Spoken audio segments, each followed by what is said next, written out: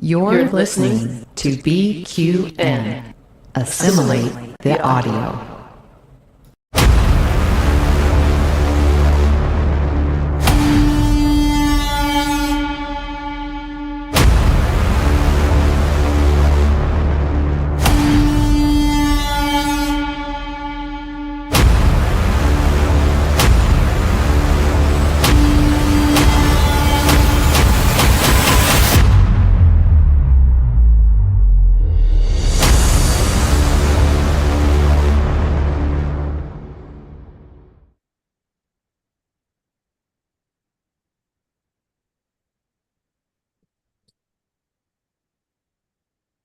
I think, yes, there we go. I'm here. It's working. The power of going live, which everyone has seen me turn into a shit show before. Welcome back to Hit It, everyone. The BQN's Patreon recap of the latest episodes of Star Trek Strange New Worlds, Season 3, live on YouTube, or you could be listening to the recap on the podcast or the recap on YouTube as well. If you are joining us live today, please give us your thoughts on everything we discuss in the chat, because we've got a lot to unpack today as we are covering off the episodes 4.5 Vulcans, not 2.5 Vulcans as I called it before we went live, and Terrarium. So there will be spoilers, so do, if you haven't watched the episodes yet, might be a good idea to leave and come back later on when you have and see if you agree or disagree with any of our thoughts. If you would like to be a part of one of our BQN patron panels like this, you can sign up to be a patron over at patreon.com/PQN. Everyone on the Scorpion tier or above is invited to take part in these fun little shows. Joining me today, my Melbourne brother from another mother, it's Stevie Russell. Steve, how are you? I'm fantastic. Good to see you in your JJ Cruise badge, Mr. Jenediah. Love it. He is beautiful. Joining us always is, well, just one of my many brothers from another mother. It's Jim McMahon. Hey, Jim. Hi, everybody. And my podcasting boss, associate producer of the Trexperts quiz, now Trek Masters, it is Sam Johnson. Hey, Sam. You're doing a heck of a job, Davey. All right. Looking forward to seeing that one come back, Davey. Next week. We've been doing a lot of work. It's really, really exciting. I can't wait for you all to see. But we'll leave that until it actually happens. But we got a lot to unpack today. So we've got 2 episodes. One's a little controversial. The other maybe not so much. We've already discovered from chatting before we went live that we may have some differing opinions, which I think is going to make this a really interesting chat. So I'm going to do quickly around the room. 4.5 Vulcans. Agree or disagree? Even though that's not from that episode. Stevie, agree or disagree? 4.5 Vulcans. Agree, I love it. Okay. Jim? I agree the episode could be entertaining at times, but I disagree on the episode having a bright future. The episode having a bright future.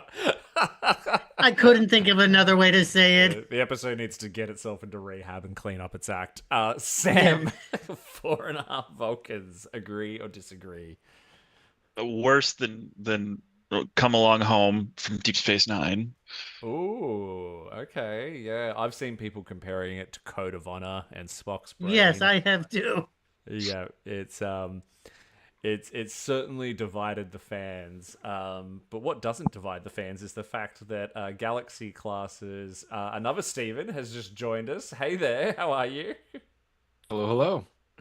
We were just playing a little game when it comes to 4.5 Vulcans. We were just playing a little game of agree or disagree. Do you agree or disagree with 4.5 Vulcans?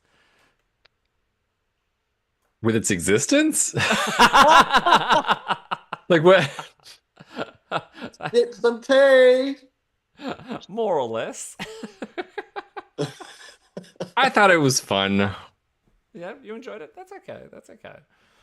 Yeah. I agree with parts of it.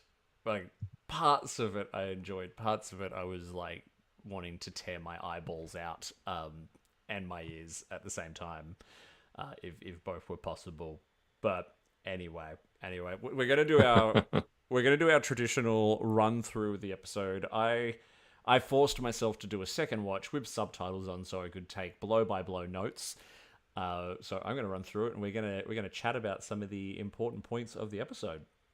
So first of all, we open up with a first officer's log. We've got Una telling us that we are at Pumante 3, which is a well-known destination spot, and also sounds like something you would take for reflux, but anyway. The side effects of Pumante 3 could possibly be... Just me thought that. Fair enough. I liked the initial scene, the bit of girl talk going on between Una and Laan, discussing why Una is not taking time off. Thoughts on the sort of this is as a cute little character moment from the audience. I'll go around the screen. I'll start with Melbourne Steve. I love the girl talk because it's my kind of talk. They're just being very real, very, I wouldn't say vulnerable, just very real about the situation. Like, what's going on with you and Spock? Why do you want to know? Like, trying to define their relationship. She's like, I don't want to really define it. What's up with you? Diving into me. I want to know what's going on with you. Yeah, it's a very relatable, anyone that's been in a situationship, we're casually dating or, no labels kind of situation. But his reaction at the table, he gets sent off to the little kiddie table, is like hilarious. I know. I did write in my notes, I do love how he kind of like flips that napkin out and he just sits there like a kid, like eating his little sandwich. I'll go Galaxy class Steve next. What were your thoughts on this scene? So I think that, so I this is, bear with me. This is kind of random. Let's go. I come from a military family, and hearing about like what it was like when my dad served on ships back in the 70s, this feels more like there was less formality. You're on the ship for a long time, like you could be out to sea for like 6 weeks, so you like really get close with your shipmates. So like I imagine this, not my dad and his buddies quite on this level, but like this kind of like banter, right? This sort of camaraderie and oh my God, like I need to know what's going on with this, right? Not quite in that way, but kind of in that way. Yeah, like interpersonal dynamics that maybe aren't as like clinical as they could be on like TNG, and maybe a little bit more like what they were like on Deep Space Nine, where you had like the really strong relationships between characters like Dax and Kira, or O'Brien and Bashir, and they're just talking about their relationship woes and all that kind of stuff. Like, yeah, you can imagine it'd be a little bit more like that, right? What about you, Sam? I love the little character moments this season. I will say there's been a lot of hit or miss for episodes, but I feel like Una is shining bright this season. Yeah, okay. Interesting. Let's see when we get to a particular scene if you still feel like she shined really bright. Jim, what about you? I did kind of enjoy the humor of the episode with Spock's, I'll just say, uncomfortability in that scene. But I'm also a person who keeps hoping, praying beyond reason, apparently, that the Spock-Laan relationship will go away. So as much as I enjoyed the scene,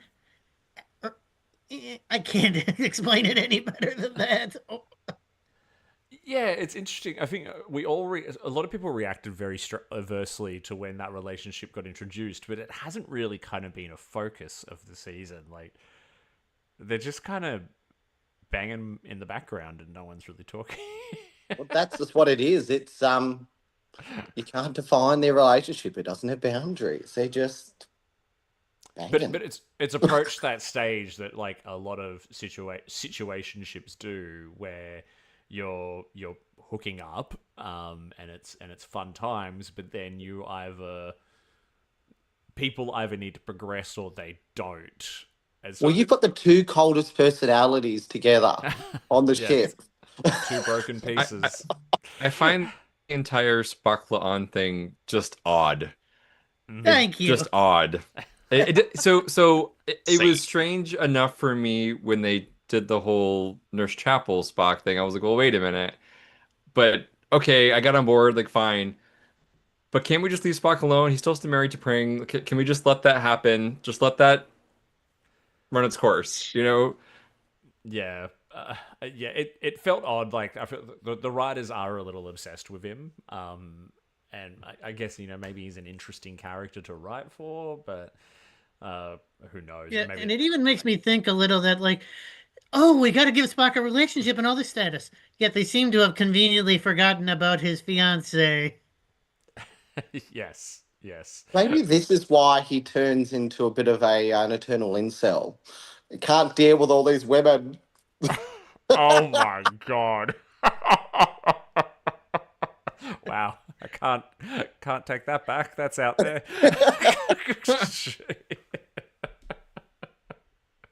All right. Right, all Sorry, right, moving right along. We're interrupted by an emergency transmission from the Vulcans.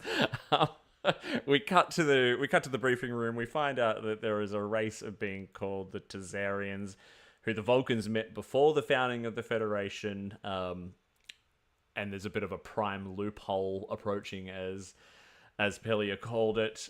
So we find out the Vulcans rescued them from self-annihilation and gave them nuclear power to save themselves. And that nuclear power is now threatening to destroy the planet. And only the Vulcans are conveniently too far away. And since they are the only aliens they know, guess what? We all have to turn into Vulcans, because they're smart enough to be able to scan and figure out whether they're Vulcan or not. Who wants to go first on this whole exposition-heavy, very convenient setup? Sam's got his hand up there. What do you got? I made a discovery. Did you guys know that the Talarians first appeared in the Next Generation episode Maps and Legends? No. Oh wait, that's No. a Picard episode, isn't it? I don't Anyway, know. Suddenly Human, the one where there's the kid who's been raised by the warlike aliens. Those are the Talarians, Oh. so that's Oh, the same yes, I remember species. them. Yes. Oh. So I just Interesting. Googled Talarian and I was like, oh, that sounds kind of familiar, but I don't remember anything in that episode about Vulcans. So it just seems very odd that a race like the Vulcans, who lectured Jonathan Archer at every, pre-warp civilization, would give anyone nuclear power. Yeah, yes. Maybe that's Well, why. they were ruled for a while by Romulans, so That's true. I have I have read the rumors that there was so many delays to this season because they wanted to de-woke it and keep the Trump administration happy. So nuclear power being the saving grace of a planet about to tear itself apart could be a part of that. But anyway, we won't go there. Jim, you had your hand up. You wanted to jump on that too. yeah. I thought of it from a different perspective. Like, yeah, great idea. Even kind of funny scene turning them into turning the four could have been five crew members into Vulcans. But if why couldn't they just send Spock down alone, since he already is a Vulcan and they communicate over communicator with him if he runs into any problems? Yeah, I mean, it was all a bit of a wacky setup, right? Like, they lent into a lot of Star Trek cliches. Oh, the Vulcans are too far away. No one else is around, except single nacelle Farragut, which is just spinning around somewhere. But we'll get to that. Yeah, I mean, yeah, it gave Carol Kane a great opportunity to stretch her comedic chops, and I loved that part. But still, it didn't make much sense to me, that scene. Yeah. I'll go Galaxy class, Steve. What do you think? I mean, so the whole bit about Spock's like half Vulcan, and they were really clear about that, and da da da da. So I don't know. Like it just felt like an unnecessary poke fun at Spock moment. Kind of Like bordered into bullying, even. like we I'd say it did enter into bullying, and the fact that we delved into this so deeply in Discovery. This was such a huge part of Discovery's story. Uh, I'm like, let Spock be. Oh my God, let the man alone. Let him have his terrible marriage, ignore his wife for years, and just let him alone. Yeah. Yeah, like a normal person does. Exactly, like a normal gay. Marry the woman because you have to, and then ignore her. Oh my goodness. It's going to be that kind of conversation. Oh, we are going to get so much hate mail for this. Let us know if you want our handles in the chat. Melbourne Steve, what about the whole scene where they take the Cacovian serum and they start scrambling all over the floor and their hairstyles change? It's kind of funny actually, and kind of silly in a way. But I did like it how what's her face? The older woman's name again. What's her name again? Talia? Yeah, that's it, Palia. What am I forget? She's like, what about me? I didn't change. I know that's where I was so talking about Carol Kane disappointed. getting her comedic chops. Yeah, it was funny. But she again was the one that stole the show. They did all the acting, but she's the one that did the one-liner and she stole the show. She's good at that. She has saved a few scenes in this season with a very well-timed comedic one-liner. Because in this scene, she had the whole thing like, oh, it's just the same. I didn't have any reaction to LSD in the 60s or the 90s or last July. Or last July. Last year. But yeah, I love that. Like how the camera focuses on her and her oh poop reaction, and you can hear everyone else screaming off camera in pain. No, You're she's supposed to focus definitely on them, a but you're scene focused on saver. Talia. She is a scene saver. She's definitely a scene saver. And then, with their new hairstyles and their very cool Vulcan outfits, Reckless Youth by whatever band that was, that starts playing. They beam down to the planet and they fix the problem in seconds. Like, at this point, I'm like, am I watching Lower Decks or Strange New Worlds? Like, what is going on? And that feeling continued throughout the episode. But there was something here that I know, it's not something, I don't know if I've got sort of the experience to comment on, but I know a lot of people felt upset about the jokes being made at Spock's expense here were because he is biracial. And I know I've seen a lot of people on the internet, friends I know who are biracial, get very upset about that. And I had to agree. I was just like, yeah, like that's... Why in the 23rd century, like why even Vulcans, such an enlightened people, be so prejudiced like that? But have we learned that the Vulcans, even though they're so logical, enlightened, they do kind of have these prejudices about them, but do we need to... I was going to say, they're not as advanced as they make themselves out to be. Yeah, these earlier Vulcans certainly don't have that same enlightenment. No. I don't know if anyone wants to make a comment on that at all. It is a pretty hard subject to talk about. Look, I agree with your sentiment and a lot of other people's sentiment that it can come across as offensive. I totally see that.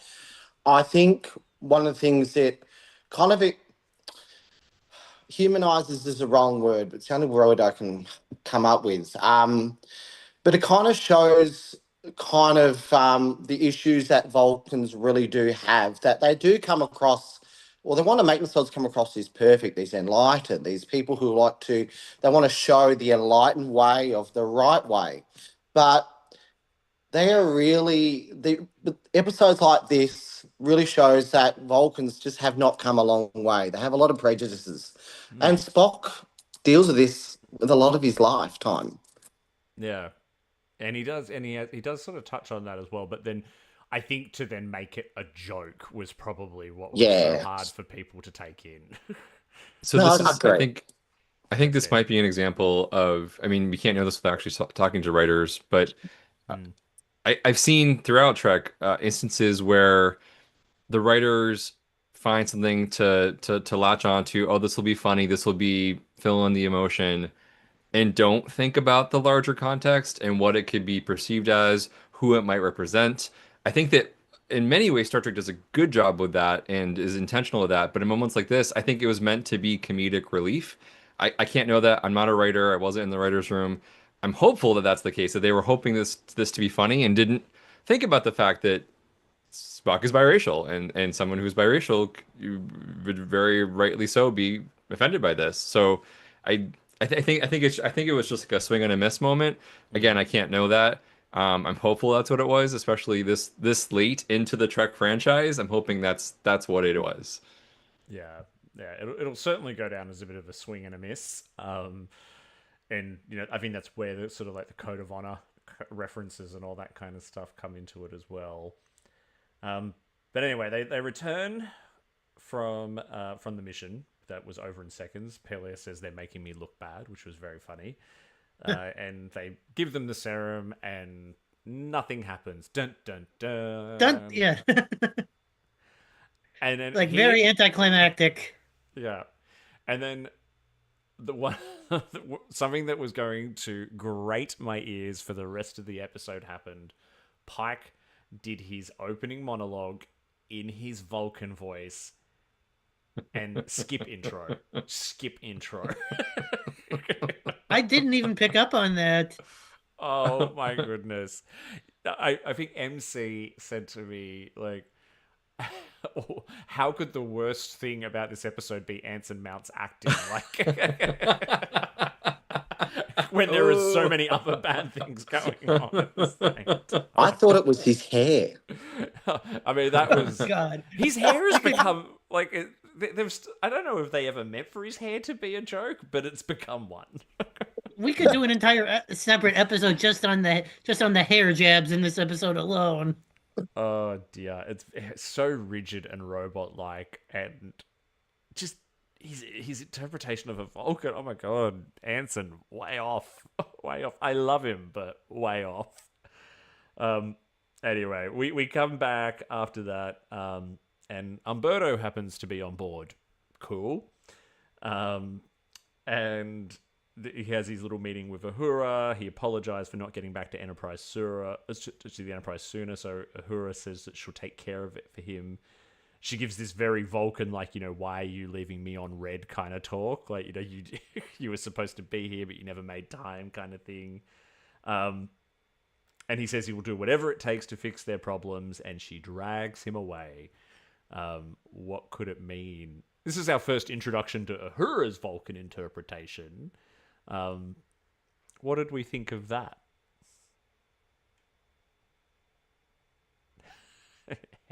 Heads in hands. I'm going to pick on someone. Sam.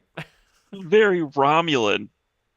All of these people aren't acting Vulcan, they're acting Romulan, which makes sense because they don't know how to control the emotions, but like it's like somebody watched the worst Vulcan episodes of every Star Trek series and just took the worst parts and said, let's lampoon this. I did skip over a part there as well where Una's log explains that the serum was derived from Spock's experiences, which means they turned into more like a type of Vulcan, or a type of Vulcan enlightenment that takes other Vulcans years to achieve, and that's why they were so rigid. I don't know. That's interesting, I think, because my take on, I missed that when I watched it, because my take on this episode was the reason they're having these moments and within each character that are kind of not Vulcan was because they've not gone through enlightenment, right? They've not done the work to get to that place that other Vulcans have. So if that's actually in the script, then that's how they're supposedly already there. That's striking to me. Yeah, it was blink and you miss it. So it was like Una's log when they came back from the theme song basically says that very, very quickly. And that's how they all wound up that way. We go to the transporter room next, and guess who's here? Why the hell are you always on my ship? I thought that exact thought when he beamed in. I know. I literally went, oh, for fuck's sake. And every I wrong. like that they came up with a decent explanation. He came to visit his brother, and his brother had already left the ship. I did like that at least. Yeah, yeah. Remember how the Enterprise was the only ship close enough to help the Tazarians? But they only have one nacelle. But I don't know. He was almost a saving grace, like, because I find Paul Wesley actually very, very watchable as Kirk, like very watchable, and him and Scotty were two of the like best parts of like their dynamic together was something I really, really enjoyed in this episode. What did you think, Melbourne Steve? I love Paul Wesley as Kirk. He's really transformed these last these few seasons. He's become a really, really likable guy and kind of like Pelio in many ways, a saving grace. Walks in the right time. His character, I remember, was it the season two? People were really criticizing his character, saying, no, he's not Kirk, he's terrible. I think he's really done the character absolute justice. He's growing into it, I think. I Yes. think it's one of the like most iconic characters in television history. It's a lot to take on and to find, don't you think? Yeah, I think he's doing a great job. There's a long way to go, no doubt about it, but I think he's doing a great job. Yeah. Jim, are you a Paul Wesley fan? I'm a fan of Paul Wesley as Captain Kirk. Okay, jeez. I haven't You seen bitch. Vampire Diaries, so I can't say it. So I can't say about being a Paul Wesley fan. Fair enough. Fair enough. Galaxy Class Stephen, what about you? So I think he's doing a great job, and I also I guess I'm going to offer something opposite to what I'm hearing is that I actually appreciate that he's not already the iconic Kirk, right? We're seeing how the young Lieutenant Kirk becomes Captain Kirk, right? We're actually watching the journey versus watching the formed character from TOS. So I appreciate that, he has these moments of, he's not confident or he loses his confidence or he isn't exactly like, ooh, that's not Kirk. Well, yeah, because the Kirk we know and love, he isn't him yet. So I'm excited to see him become the Kirk that we know. I threw in and love. I know not everyone loves Kirk, but the Kirk that we know well. Yeah. No, you've got a good point there. And he's younger, like Spock is. He does not have the responsibility of the command of the flagship, so he can show up to see his brother and go and grab a beer with Scotty, and he would have the advantage of a little bit more downtime and all that kind of stuff, I guess. That takes us. That's a good segue there to the next scene where, we do see Chapel blowing up some chemicals. She's got other experiments going on. She's doing 6 at a time. She doesn't need rest. But then we jump to Kirk Mad Scientist Vulcan Chapel was I've heard described as the most realistic portrayal of the Vulcans. She was a bit of a mad scientist. But then, we jump to drinks with Kirk, Scotty, and La'an because obviously Kirk has a little bit of a thing for La'an and wants to go for a drink with her. Scotty tries to warn him, and then they're sitting around, and she's immediately talking like some sort of Vulcan space conqueror. Speaking of destroying and claiming unclaimed space, it's immediate. She's not a typical Vulcan. And she orders Scotty to see some sort of confidential info on his pad that he just has lying around in the whatever this 10 forward thing is, which I don't know if they've given it a name. I think is it just the bar? Have they named this? It's just the bar. I swear I heard someone call it the Aft Lounge. Yeah, I heard lounge. Yeah. Aft Lounge is what I've heard the most. The aft lounge. Oh, instead of, because, yeah, I guess that kind of makes sense. Yeah, since it was 10 forward, let's just put it at the back of the ship instead for this. So this was, did anyone else, was it immediate to anyone else here that she was more Romulan than Vulcan? Yes. Right away. Absolutely. Like demanding to see the confidential information. There's a lot to be said for Scotty just having that confidential information hanging around. Right. Why carry that on your person Exactly. To the bar. Sure, but he's like, well, I guess... Do. Yeah, but then other bits of it don't make sense either, because he's like, oh, well, I guess you're my superior officer. And as the security chief, why would he not want to show her information about the ship's weapons and all that kind of stuff? Like, surely that's stuff she's already privy to. It was all a bit odd. What did you think of Romulan evolution for La'an, Sam? While we've been talking here, I've been thinking, and I don't know if this was the writer's intention, but it almost seems like each Vulcan character is a representation of where the Vulcans have been and where they're going. Because you have La'an, who is the savage under the Raptor Talon Vulcans pre-Enlightenment. Then you have Pike, who is the Enterprise era, very snooty, up their own butt Vulcan. You have Chapel, who is the perfectly kind of inner element Vulcan Zen, and then you have Spock, who is the future, who is unification and trying to merge. But I feel like Lon's Romulan streak was just a little too. I feel like all of the performances were just a little too much.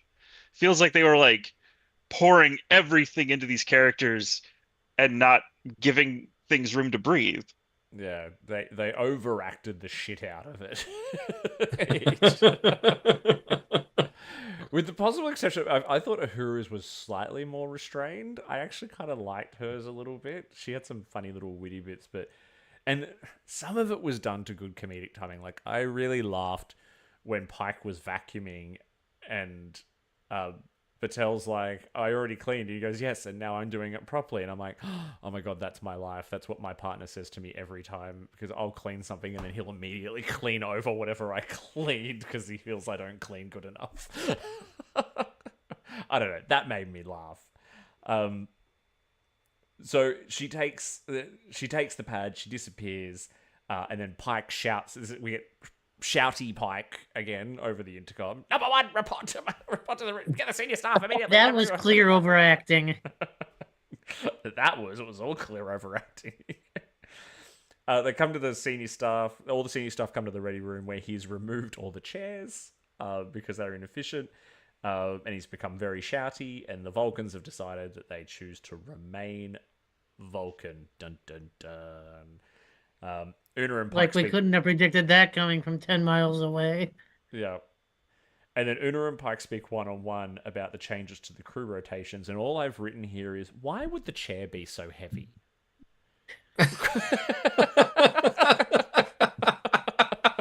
Well, you don't have written the She did struggle. She was like, it's like she was moving like a stack of bricks. I'm like, that doesn't seem practical at all.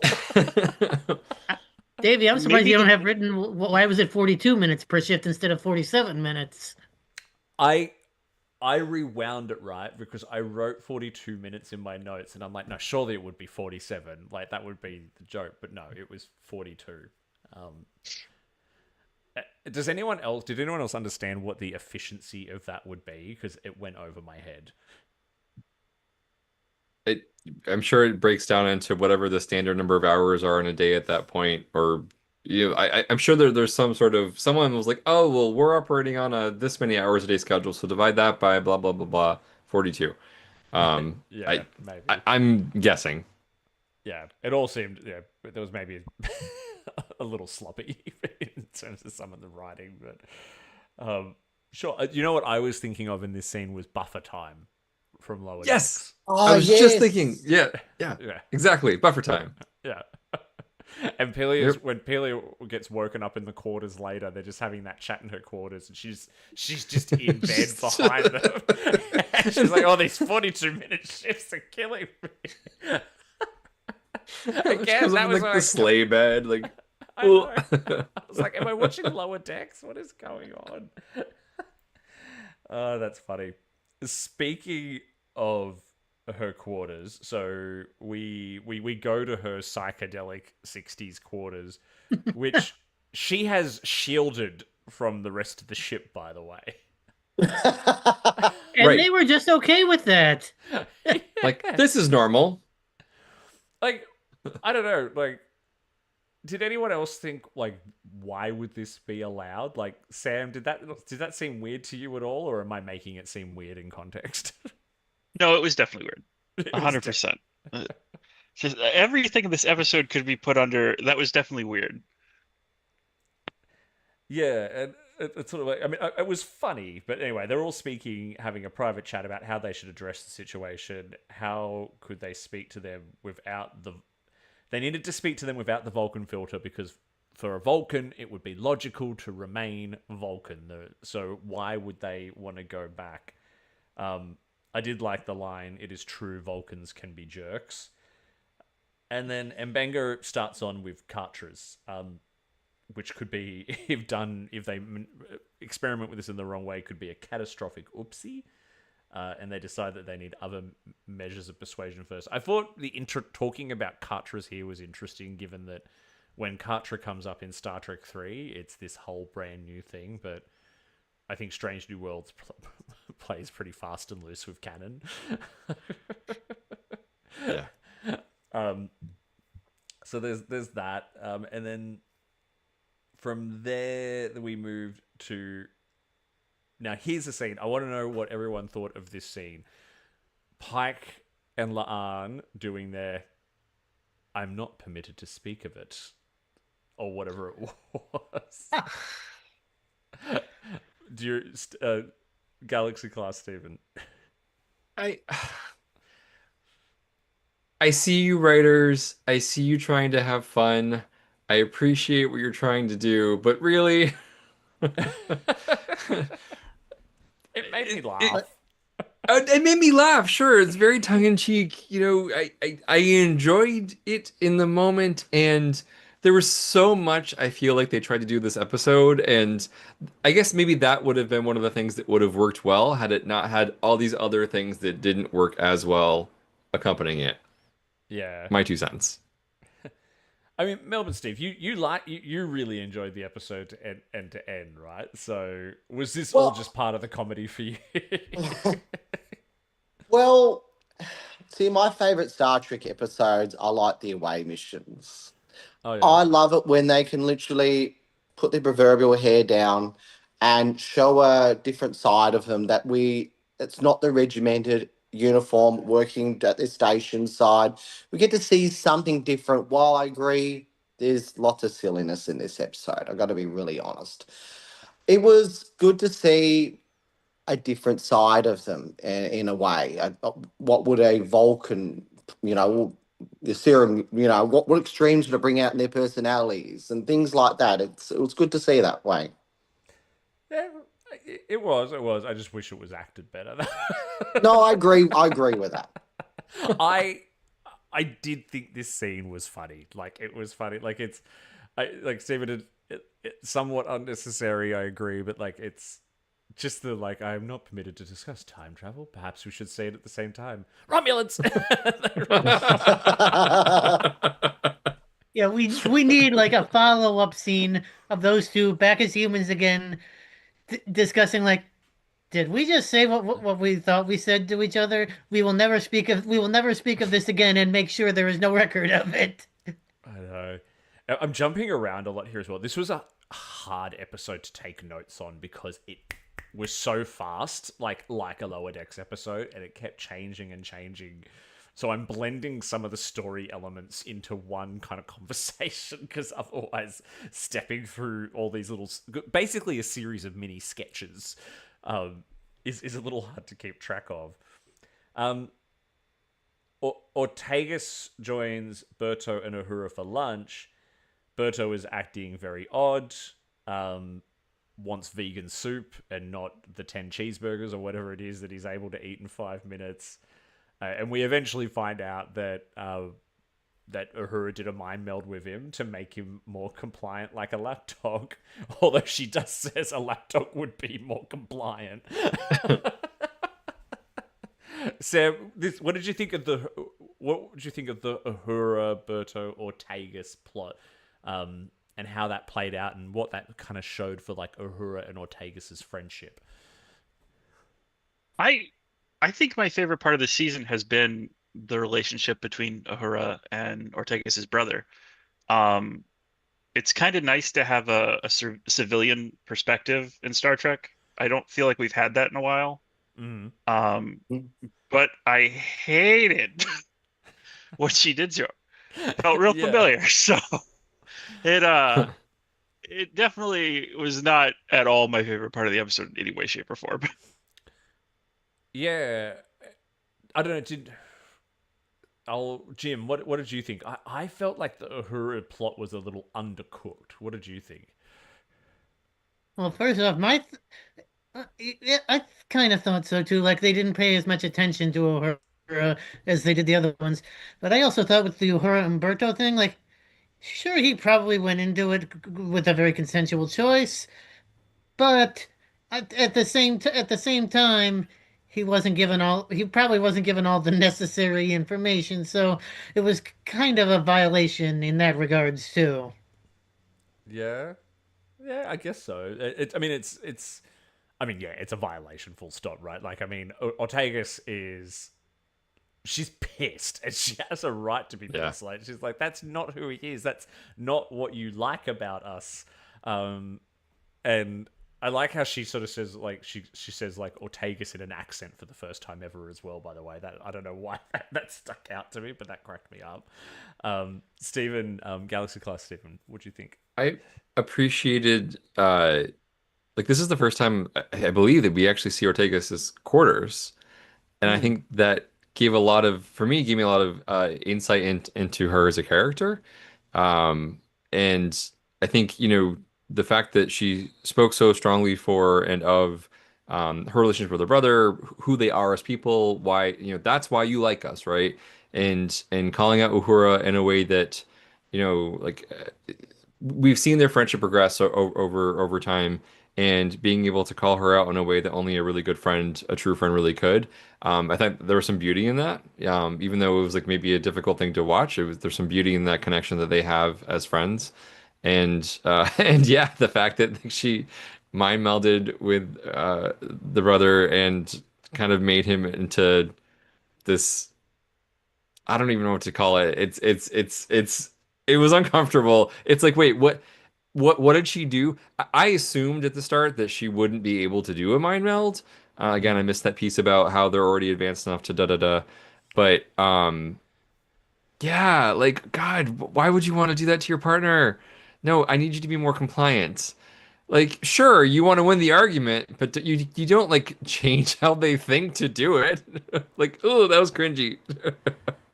I guess when you talk about it like that, there is a bit of a yeah. There's actually kind of like a semi-serious message underneath that. Like Yes. the amount of times, like, because my partner and I, like, we could sometimes not be more different in how we think about things and how we approach. We have very different upbringings, all that kind of stuff.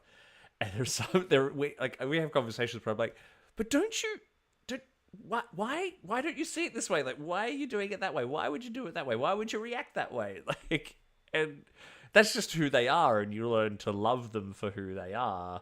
Um, and it's sort of like, how boring would that be if you just made them compliant and they just did everything you said? I mean, every now and then it would be nice, but When you're cooking dinner. No. yeah, Do it my exactly. way. This is the right way. Yeah. What about you? What about you, Melbourne? Steve, you're a partnered man as well. Have you ever wanted to mind meld with him and just make him think the same way as you?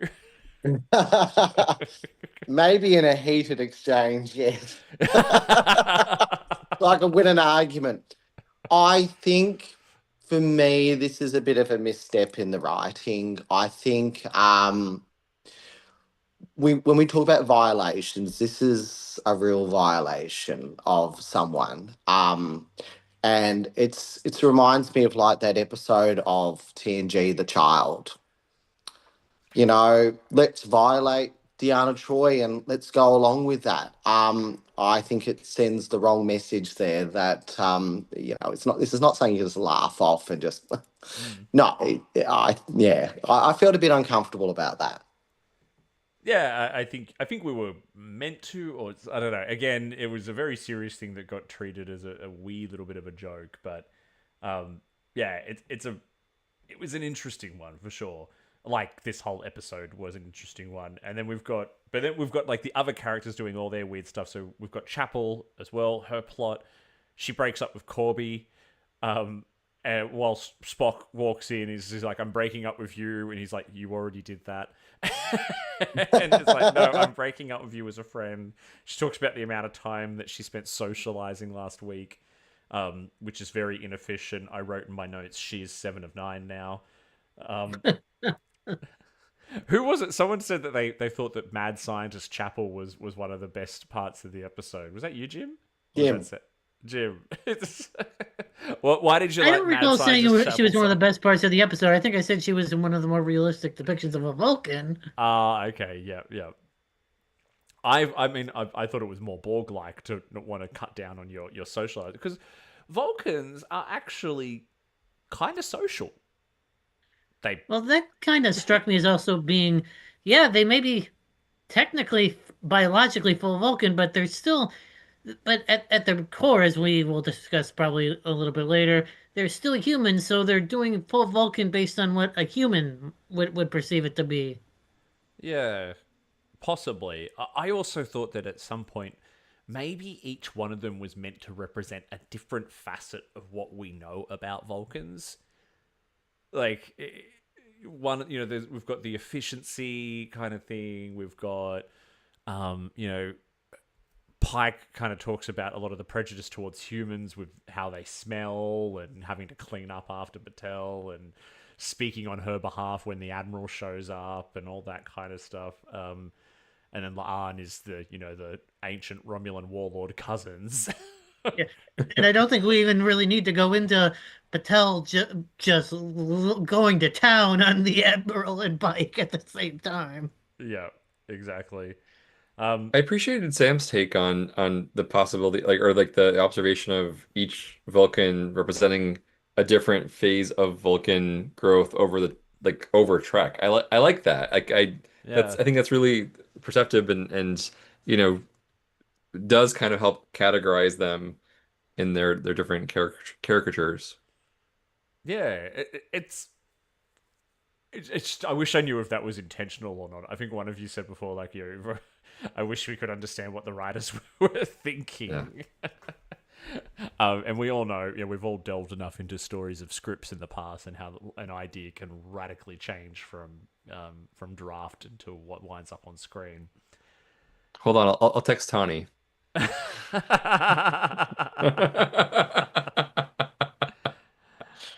So all of the persuasion is not working. So Una says that she has an ex nearby, who's there within minutes, who happens to be Doug. a Katra expert. Enter Doug. And someone she can't control herself around, apparently. Enter Doug. Sam, what did we think of Doug? Oh man, I love Patton Doug. Oswalt. The actor was great. The actor was great. Yeah. Yeah. But if you compare, because one of my favorite shows of all time is Caprica. I don't know if anyone remembers Caprica. I remember Caprica. I remember it. Yeah. But he played a sort of Johnny Carson talk show host in that. And he was very much just kind of like a cameo. Like he would pop up occasionally in an episode. And I feel like this had similar vibes, but on a much lower note. It just felt like he asked someone to be in an episode and they kind of shoehorned him in. Yeah, he asked because I think he is a fan of Star Trek, a genuine fan. Yeah, he's a huge fan from what I've seen. So like it felt kind of wasted. And like when I saw him in the trailers, I got very excited because I love when he shows up in sci-fi stuff. But I feel like the moments he was on screen, he was very lovable. I want him to come back because Doug, out of everyone in this episode, is probably my favorite Vulcan now. What was his sister's name? Was Susan, and she was a vet. It was his sister Susan and his cousin Pete. Yes, that's right. I mean, all of that in itself was kind of funny. but then we have like her, like Una, just like lusting after him in a way that felt very out of character. Yeah, I got a comment on that. Like, Go, Jim. I bought the in-story plot line and everything. What I did not buy was the chemistry between Rebecca Romaine and Patton Oswalt. That felt really, really forced to me.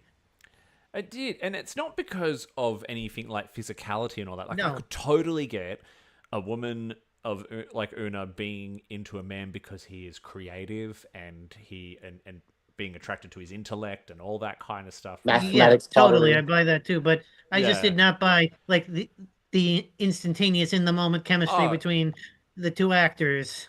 I mean, yeah, not the throw her in a cold shower immediately as soon as he walks into the room kind of energy that we got. And then the whole bit with Spock having to pretend to be the husband, I was like, oh, this is so contrived and like derivative. And Cringy it's would be a just, better word. yes. I was like, oh, we're not going to do the pretend to be married scene, are we? And Which, then the part where she literally can't leave the room because she keeps looking back. That was even worse. yeah. I mean, there are some, again, there's funny moments in this whole scene, but like the scene all in itself is a bit odd. Like I loved the such and such choir sang at the wedding. He said the entire 700 seat choir. And they named their daughter Doug, but Doug was a nickname. So her name was like actually Lisa or something like that. He's like, I hope to meet Doug/Lisa. Oh, that's right. That's right.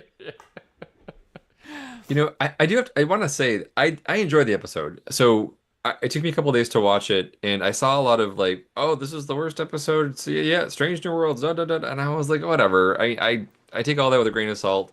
Then I watched it. I loved it. I really enjoyed the episode. I actually especially enjoyed this scene because it felt like this is the scene that needed to be over the top. You've got two Vulcans and Una, right? Una, who hasn't shown any sort of romantic kind of anything on this level, and suddenly she's like all hot and bothered, and I loved it. I loved every second of it. Like I have felt that way about someone where I'm like, oh my God, I can't control myself around you. Like this is insane. Like and and to see this coupling have that, I loved it. I thought it was fantastic. It was so much fun. Melbourne Steve, what did you think? I have to agree with that sentiment. I absolutely love the chemistry between these two. I loved seeing a different side of Una, that she was. Again, let's talk about the role the other role of Spock, which is the cock block.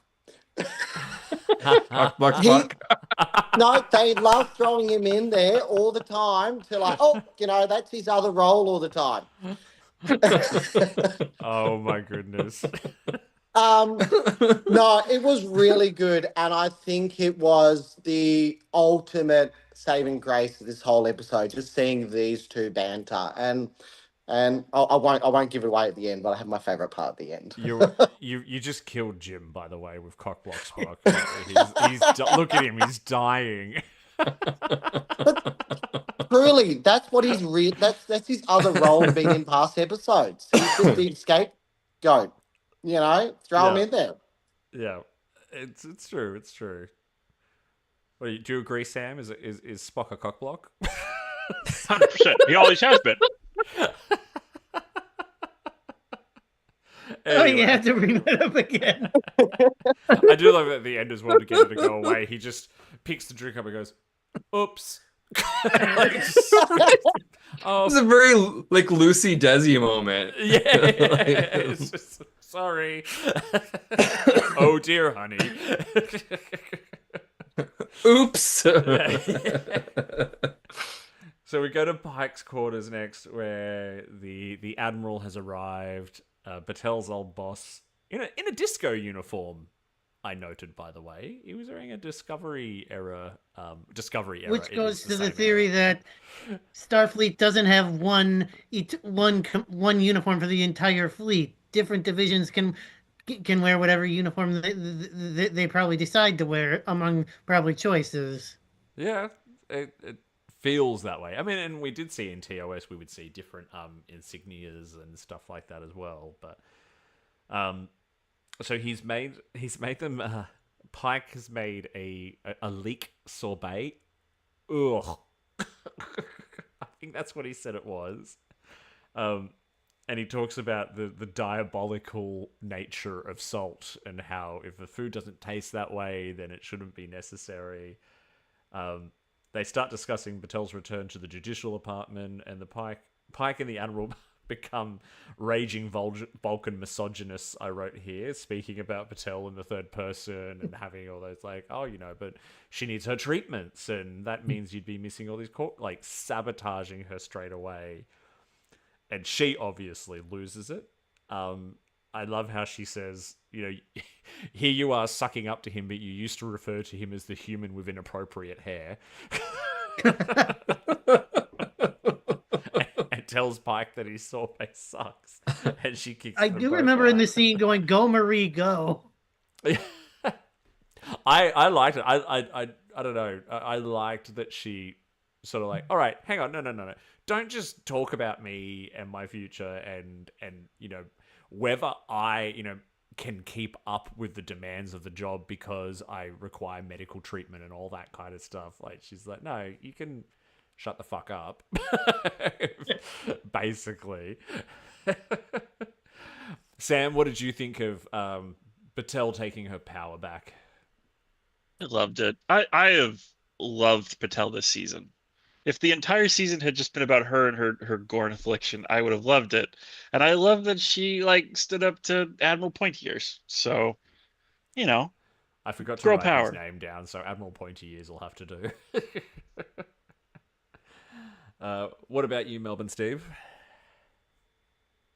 Oh, sorry, I totally just went out I was communicating with my husband, sorry. Talking about the Patel scene where she tells them off. I actually did like that part of the episode because she was really giving him a grilling down. That terrible impression of Spock of the Vulcans really needed to be really needed to explain, and she really ultimately gave it to him. Yeah, agree. Jim? I got nothing. I got nothing else on that scene. I loved her. I loved her. I loved her going off on Pasulk and Pike, and that was other than that, I got nothing else. And what about you, GC Steve? GC Steve. That GC saves me a lot of GC syllables. It was fun. I appreciated Patel's physicality when Pike starts essentially going against her, and no, we have to think about this, we have to think about that. And I kind of hoped she'd hit a boiling point and just kind of explode, and I was so happy when she did. It was so appropriate. It was so well done. It had the feelings that one might have in the situation. Well, without, being horribly offensive herself. She was just honest and direct, and here's what's happened. Here's what you say. Here's what you say. I'm done, holding my space, and yeah, very fun scene. I agree. We've got Kirk and Scotty are watching Laan become a warlord again. She wants to reach out to the Klingons, convince them the Orions are going to invade, and then involve the Folians and the Gorn at the same time. Kirk tries to stop her and she attacks, and Scotty tricks her into pressing a button that just electrocutes her, which was... Yeah, doesn't she know? Never press the button! I know. It was very slapstick and very silly, but... I don't know. This was still I could have done with more of this Kirk and Scotty dynamic throughout the episode. Yeah, I loved the fact we literally saw the beginning of that of the beginning dynamics of that relationship in this episode. Yeah, exactly. Because we kind of got a little bit of it in the Sellout that ate its tail, and then it was a nice evolution, don't you think? It was kind of good to sort of see it to kind of see it continue. But then I'll go, Stephen.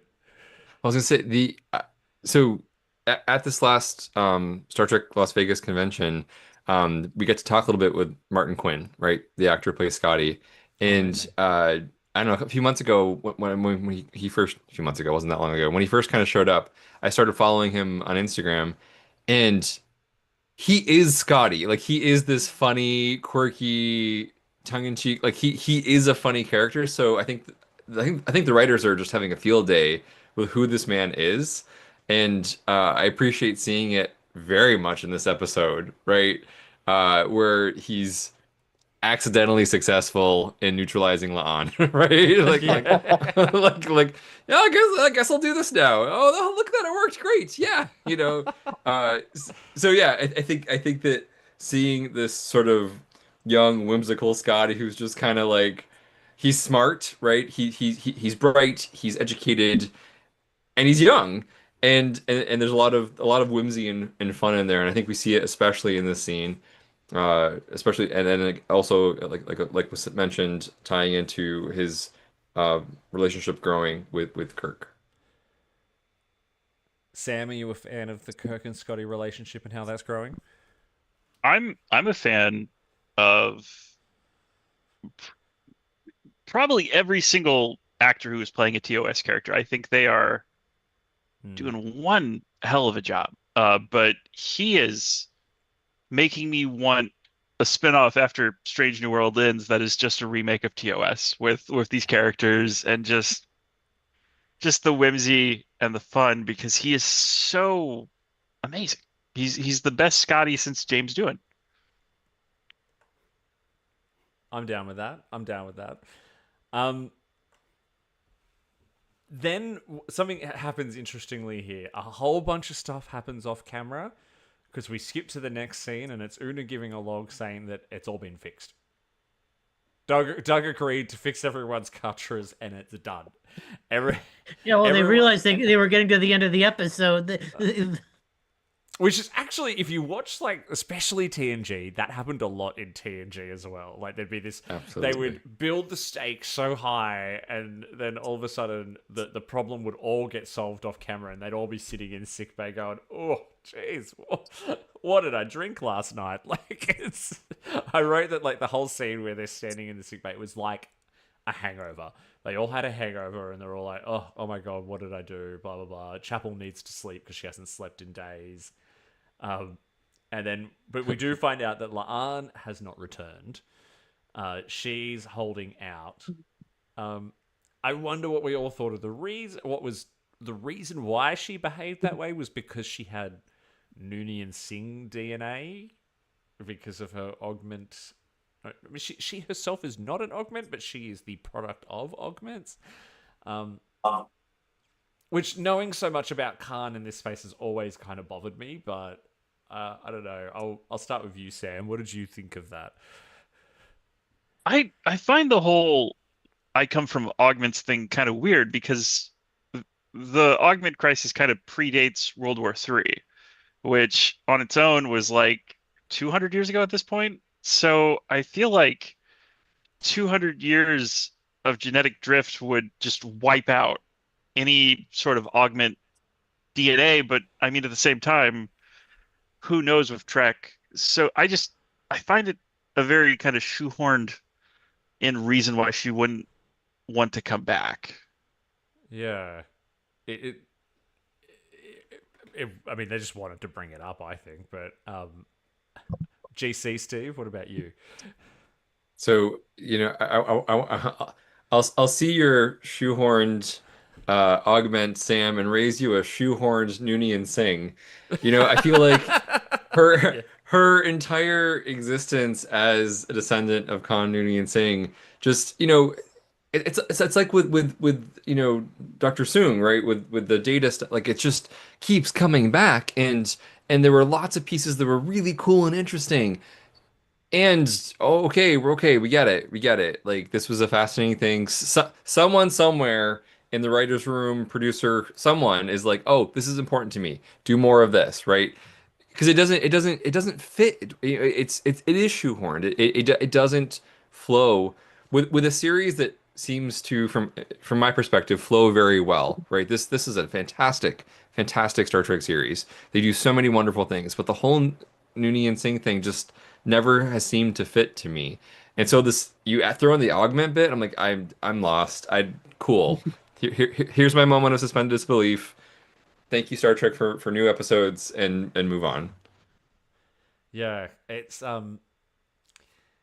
there seems to be this need when you write a new Star Trek show that you have to include something that links to like the older established canon in a fairly heavy-handed kind of way. You know, we got it with Michael Burnham having to be Spock's sister and all this kind of stuff. But then I think back to, because I listen to like the Delta Flyers a lot, and they're covering Deep Space Nine at the moment, and Armin Shimmerman always talks about just how important it was for them that after sort of like the first and second season, when Berman kind of trailed off and focused more on Voyager, that they stopped getting all these heavy-handed links back to TNG, and they just were allowed to like thrive and flourish as their own show with their own characters, and all those links sort of started to like fade away. And Deep Space Nine is remembered so fondly as this strong, independent show that did it its own way. It's like, oh, okay. I mean, I can get. It's great that we've got the TOS characters, but her as Khan's descendant, it's always just sort of been like, why? Mm-hmm. Yes. Melbourne Steve, what do you make of that? I have a different thought. Go on. We get this this situation in many of our characters. I think one of our most well-known ones is Julian Bashir. Now, he's his own doctor. He's his own self. However, he is constantly haunted by what happened to him that was completely out of control and how he's born. I think Lan faces this same situation, though it's not explained away very well in the series. That I think she has faced many situations in her life where people have rejected her, people have ostracized her, and maybe that's kind of given her character that she has that kind of stone face, standoffish, on guard personality that we see in Lan. I think this situation with her predecessors has had effect on her character, though I don't think it's explained away very well. But I did like it how when she was playing the Vulcan character, how it really brought that out, that sort of Noonien Singh sort of ultra, warlord persona. But I do get what everyone's saying, that it is kind of like, oh yeah, we got to bring that one up again. But I think it's about her character and the extremes that hasn't been spoken about. Yeah, I mean, I get it. Like, I do get, like, I understand the link and why you would write it that way. I guess I'm thinking more just probably going beyond this episode and just the inclusion of that element of the character in the first place. But anyway, I think also, like, hasn't La'an been through enough? So she's a descendant of Khan, and the whole Gorn thing, like, this poor woman. Can we give her a break? Central. Yeah. Can we just give her a break? Exactly. There was a nice thing about her relationship with Spock, though, when Chapel said, sometimes I think that's a better match. Sometimes two broken pieces fit together the best.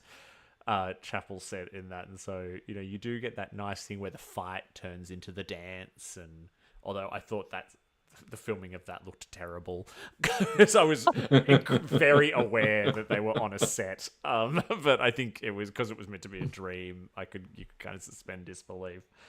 But anyway, we get a very. I got a thought, Davey. I'll go, Jim. Yeah, I'll see all of your opinions and raise you.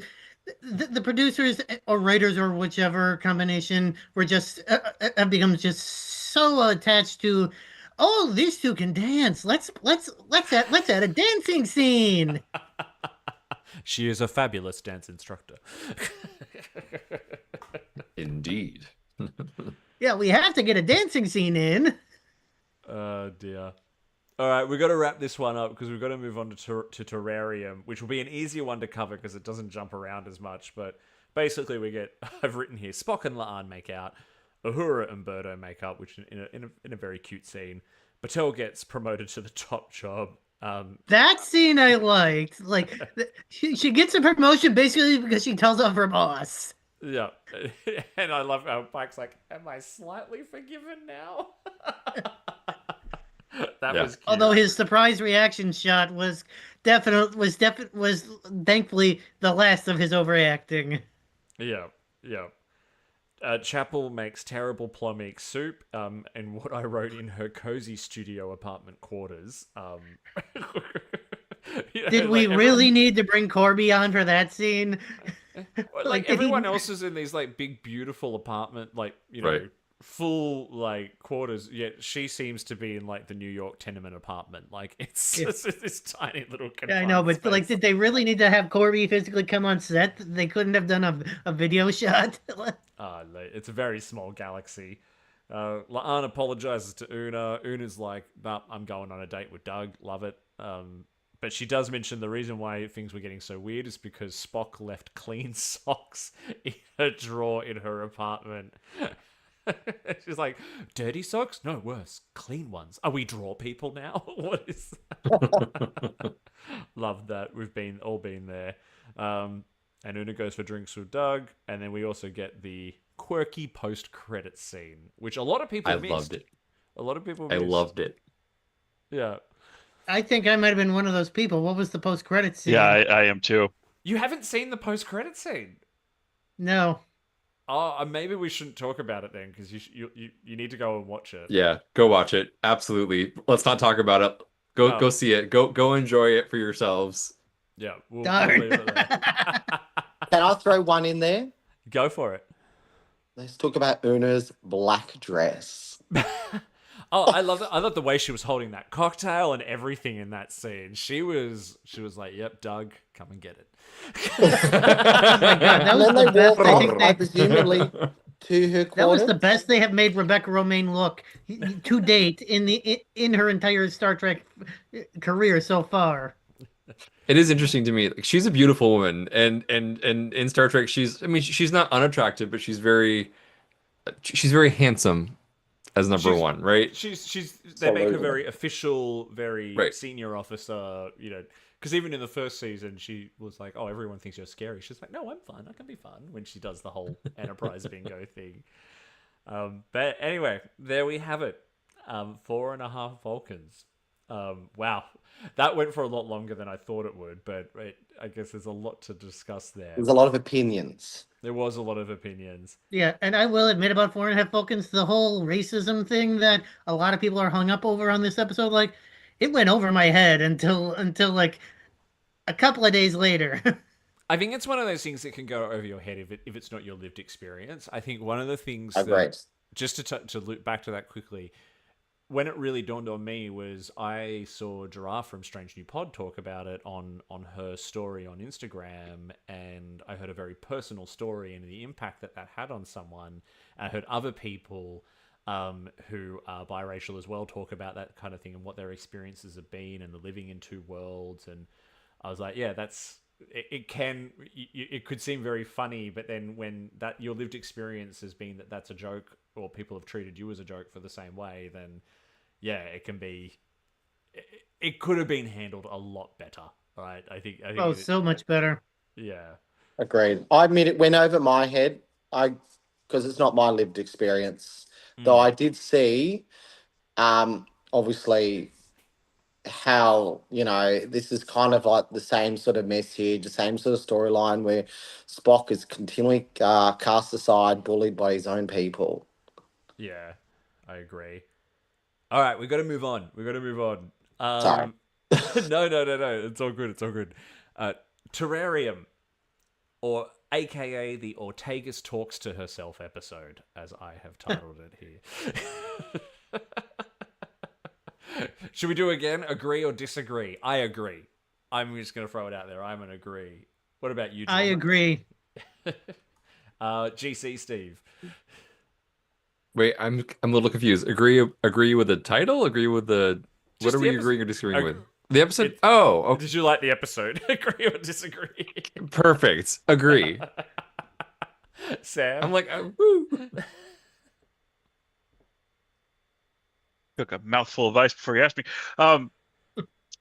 agree and then sharply disagree. I think I've got some moments like that too. Actually, there are some things that I appreciated a lot better on my note-taking rewatch. But Melbourne Steve, agree or disagree? I agree. You agree? Okay, let's dive into it. First of all, an Ortegas episode, finally, after 3 years, which everyone has been begging for. And it was immediate from the promotional stills right through to when the episode starts, and we've got Ortegas giving a personal log saying that they're charting a peculiar area of space known for unusual phenomenon, the kind of thing that Division 12 normally looks into. I can't remember what Division 12 is. I looked it up. There is no official memory alpha listing for a Division 12. Yeah, did any Sam? Do you know what Division 12 is? I googled it, and Jim is right. The only thing that there is the Starfleet 12th Fleet, which is from some novel from the 90s. So I doubt that's it. GC Steve, I know you? Oh wait, no, he's got his headphones off. Melbourne Steve, did you know what Division 12 was? Not at all. The only I think what's it, Battle Group 12 or something like that for round of Beta Z, but that's the only thing I know. Yeah. We're just, we're Star Trek podcasters. We should know this shit. What are we going? I mean, my brain said Section 31, right? Because it's the nearest thing I could think of, but I have no idea what this is, right? Yeah. Yeah. So anyway, we learned pretty quickly that it's a pretty rough area of space. Starfleet wants to deploy a monitoring buoy of some sort in case anyone else comes around, because it's quite an uncharted area of space. But because of all the gravimetric distortions, she's got to go out in the shuttle by herself. No unnecessary weight. A little joke about Spock's weight, which he gets quite offended about. I maintain a 1.8 kilogram variance. Is it not obvious? Now that struck me as being a very TOS themed type of humor. That was I found that quite cute, to be honest. Yeah, so did I. Yeah. And she's off on the shuttle Archimedes. Pike is a little envious that Ortegas is having all the fun piloting, but as we know, someone going off on a solo shuttlecraft mission where there's bad gravitational stuff going on, that something bad is going to happen to that person. But from the outset, how did we feel? Let's go around the room. How did we feel about knowing that this was going to be an Ortegas episode? Were we wanting more Ortegas? Were we excited for it? What about you, Jim? You go first. Oh, definitely wanting more Ortegas. Like, I was really excited for this episode, and when I saw it was like the penultimate episode of the season, I thought, oh, well, Ortegas definitely does not have plot armor from the original series, so I thought this could be a good way to send out the character. I'm glad the character is still going, but that was just my thought as a fan for like, oh, what an interesting way to finally get an Ortegas episode towards the end of a season. Yeah. What about you, GC Steve? I was excited. I thought, yeah, I love Ortegas, and I was very excited to see we're going to have an Ortegas-centered episode. Sam? Loved it. I love Ortegas, and I love that we got to spend a whole episode with her. Yeah. And really kind of got to know her as well, I think. Yeah. Yeah. Yeah, and can you imagine the fun Melissa Navia must have had acting against literally nothing but an AR screen for most of the episode? But a real Gorn. That Gorn was not CGI. That Gorn was a practical. Oh, really? That Gorn was a practical effect. They use CGI to animate the face from time to time, but there's a video has emerged of the person sitting around in the set in their big Gorn suit. It was actually real. Oh, I did not know that. I thought that was the AR wall. Oh, the AR wall was definitely there and noticeable, but the Gorn was real. Melbourne Steve, were you excited to see Melissa Navia take an episode on all by herself? Absolutely excited. I love the character. I love the actor. I was really excited to see this. Did you go to the Hub Trek thing in Melbourne in... Yes, I did. Oh my god, I was there too. How did we not bump into each other? Which is... Sorry, the reason why I say that is because it was a Star Trek convention here in Melbourne, and Melissa Navia was there. She was brilliant. She was just she was absolutely such a delight. I was like, I was sort of like having a general conversation to her, come on the cruise and things like that. And yeah, she was so wonderful. Yeah, although that was during the strike, and they had to be really careful about what they said and didn't say. So, one thing I did write here, anyone who's joined one of these conversations with me this season knows that I have a gripe about how long the cold opens take and when they should finish. Finally, in this episode, it was exactly where a cold open should finish. She's been sucked into the wormhole, and boom, it ends. Like, some of them stretch on. Like, in Discovery, they used to go on for like 15 minutes. I was happy to see that we got like the proper cliffhanger into the opening credits with Pike talking normally again. So she emerges trapped in the gravity well of a gas giant. She deploys a subspace relay with a mayday. Through the butthole wormhole. Through the I liked the wormhole effect. I thought the wormhole looked good, but sure. I'm not too sure where to go with that. Then where did the wormhole go? We basically we find... Well, so what part of space did the wormhole go to? I don't think we ever really find out. But the shuttle crashes. Ortegas has no rations. And yeah, basically we begin the Ortegas survival kind of thing. I was interested in what other people think. Like, how did you feel like knowing this was going to be like that kind of cliche shuttle crash trapped on a planet kind of thing? Did anyone have any like strong feelings about that? Did we kind of feel like, I liked the enemy, what is it, enemy mine situation they got her into? They definitely handled the situation a lot better than they did on Enterprise with Trip trapped on a planet with an alien pilot. What happened in that one? I forgot. I forget so much of Enterprise. We don't talk about special cargo. We don't talk about that one. No, different episode. Different episode. This is an episode where he gets stuck on a planet with another alien pilot, and it's like as the sun rises, so does the temperature until it gets to a point where it's like lethally dangerous. You know what? It like with all of Enterprise, it's very, very vague. Best I can come up with on the fly. Yeah, fair enough. I have to say, when I realized it was going to be this type of episode, it was a yay moment for me. I love these types of episodes. Sort of quintessential Trek. Get some great character development, or at least there's potential for that. Yeah, I was excited. I did note though, when my rations are destroyed, so much of the shuttle was in such good shape. Why was just the ration compartment screwed up? I have that in my notes. I'm like, why would it not be in some kind of fire resistant? Or why wouldn't there be more than one compartment with rations in it? Because that's so important. Yep. The Patrons. So. The Patrons. The same thing happened on the Odo Quark episode. Remember they crashed on the planet? Oh, was that the one? And they lost all the rations. Yeah. When it's convenient to the plot, you need to lose rations. No soup for you. Yeah, exactly. So she remembers she goes to give a personal log, and the computer fries out, and then this is where she just continues talking to herself like she's making a personal log for the rest of the episode, which I think worked for the most part. Yeah, there's always a part to scenes where they're like talking to themselves that is just like unrealistic, no matter how much they try. But I do agree it did work pretty well.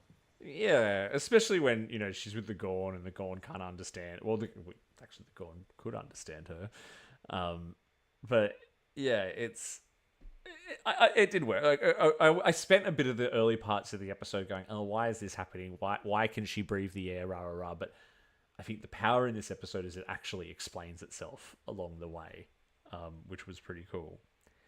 So she needs to survive. She needs food, water, shelter. She's got the shelter.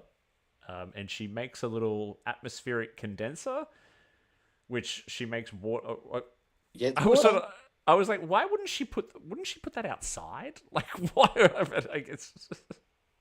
My immediate thought was at some point you're going to have removed all the moisture from the air and you're not going to be processing it through your body fast enough to have more moisture in the air. I'm like, wait, you're I mean, sure, it'll help you for a little while, but at some point there won't be enough moisture in the air. Yeah. Yeah. I just that immediately I'm like, science, no, that doesn't no. That Yeah. pesky science. That basically so. I kind of wrote it was like it reminded me of like Matt Damon in The Martian, where he's like, "I'm going to science the shit out of this," because she was Yes. kind of having those kind of reactions to things. Oh dear, Sam, you live on a farm. You're used to having to survive it rough. Did this seem realistic to you? I've actually been stuck in a desert before by myself, so I do have experience in this territory. Oh, Um, And yeah, everything in this episode, I was like, yeah, I did that whenever I was stuck in the desert that one time. I talked to myself because you have to think through it and and work through it. It's better when you talk to yourself like that because you're keeping yourself distracted. So I love that. But like everything else, I was kind of like you, Davey. I was kind of like, why can she breathe this air? How is she going to find food on a planet that is very clearly not M class, and stuff yeah. like that. But then there's got to be some kind of wormhole alien thing going on. So Yeah. Back on the Enterprise, though, we find out that 2 days have passed, by the way. So that. I started actually thinking here that we were going to get some kind of inner light time dilation thing going on. Because I was like, oh, that hasn't been 2 days. But anyway, it wasn't what it was meant to be. There's no signs of debris, which Uhura thinks, okay, that means that the shuttle wasn't destroyed, which is a good thing. I like how Spock, they call out the fact that, at this stage they know very little about wormholes. They're notoriously unstable. I think that was kind of a good call out. But Uhura is immediately very focused on solutions. But then we get the stakes come in because Una's like, we've got a vaccine that we have to deliver that we have not mentioned to this point. 4,000. For 4,000 people. Yeah, no, but they have to rendezvous with the ship. They had to rendezvous with the ship first. And Yes. Forgive me for jumping ahead, but I did like the whole Captain Decker reference in that Yeah. in that episode. There was a blending of a lot of other episodes in this. And, so we've got Doomsday Machine with the Constellation and Captain Decker. We've got a little bit of Arena. I also thought The Enemy. This was a little bit like Galondon Core going on as well. Like, it was all kind of blending together a little bit, which was done pretty well for the most part. But yeah, it was... I found that I appreciated the vaccine thing, but like when it came up, I was like, wait, why is that suddenly coming up now? Why would they send them on this other side quest when they have a vaccine to deliver? There's always these little things that especially when you've got to sit and take notes on the episode for a podcast, you're like, this doesn't. No, they used to do that in TNG all the time. Yeah. Especially given that they're out on a big 5-year mission, supposed to be exploring the depths of unexplored spaces. Like, Well, they did that but in they the also Lower gave us Decks this vaccine. crossover. Sorry, what was that? They did that in the Lower Decks crossover. They're supposed to give out these seeds or something. And, they got fucked up. Yeah. It's just kind of how it goes, right? There's always got to be something that if you're trying to save a crewman who is lost, there needs to be some other pressing reason which may force you to abandon said crewman. We go back down to the planet next. I wrote here, Ortegas is exploring the AR wall. And sometimes they use it really well in Strange New Worlds. Sometimes not so much. This was a bit of a mixed bag. Planets shaking. There's unusual seismic activity. She notices how huge the gas giant is. She does that little bit of astrometrics in the sand and realizes that the orbits are going to collide and cause some kind of weird storm or whatever. That kind of flew over my head a little bit. Did anyone kind of get the science behind that? You did, Sam?